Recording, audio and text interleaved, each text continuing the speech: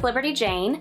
By now, many of you have probably sewed up the Liberty Jane jeans pattern. Today I'm going to show you how to add a real working zipper to this doll wardrobe staple. So obviously you're going to need all of the normal cutoff shorts pieces, but you're also going to need a zipper and then a couple of special pieces.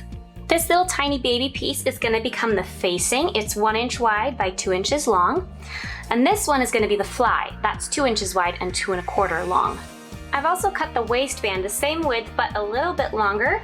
So this is 13 inches long instead of 12 1/4, and this will allow the waistband to close in the front. You'll also want to cut a piece of elastic that's 3/4 inches longer than what's called for in the pattern. So the first thing you're going to do is actually fold your fly piece in half and then sew a curved shape along the bottom. Take your right front piece, this one has the crotch edge right here on this side, and then take your zipper and lay it so that the tape lines up with this crotch edge. As you're pinning them together, you want ideally for the zipper tape to end these little teeth here to be just 1/4 inch in from the raw edge of the fabric, so it's good to have some zipper tape showing. You also want to be sure that you've placed your top zipper stop about 1/4 inch below this upper edge. Pin on the fly so that the zipper tape is sandwiched in between the front and the fly. Try to line up the raw edges of the fly and the front on either side of the zipper tape. Sew it all together, stopping just at the end of the fly, then clip into the seam allowance right where the stitching stops on the front side. If you want, you can zigzag over these raw edges now, just be sure that you leave this little part of seam allowance free. Then run a line of top stitching to hold everything neatly in place. Zigzag around both short edges and one long edge of the facing piece.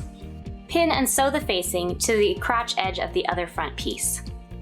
And once you've sewn that, clip into the seam allowance just at the base of the stitching like you did for the other side. Press the facing so that it goes to the back. Close the zipper and then position the two fronts so that the edge of the facing here just covers the stitch line. Carefully pin just the facing to the zipper tape, being sure not to catch the fly. Once you have that front facing sewn to the zipper tape, go ahead and finish sewing up the front crotch seam. Just go all the way to the zipper. Sew a very short zigzag stitch over your zipper coils to make a stop for the zipper, and then cut off any extra tape. Finish off your zipper with a nice little row of top stitching. Finish putting the shorts together. Now when you get to the waistband step, you've got two options. You can of course go ahead and just do the traditional waistband finish. But that won't let you use the zipper as an opening, so if you want to preserve the zipper you just put in, I'm going to show you a different way to add the waistband. So here's the waistband I'll be using. It's cut just like the one in the original pattern, only I added 3/4 inch to one end to allow for the distance that we're going to be adding with the fly. Press down one long edge 1/4 inch, and then start pinning the waistband to the pants, making sure that you leave 1/4 inch extending on either side of the fly. Once you have the waistband sewn down, fold the ends so that the right sides are together and you can sew across these short ends to finish them.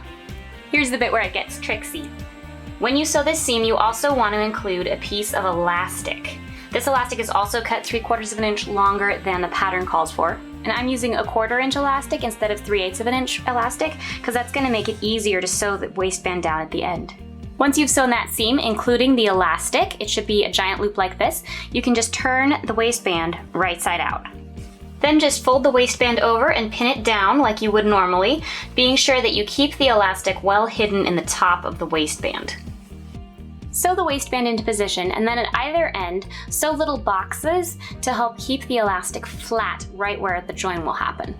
And here are the finished shorts with a snap and zipper closure.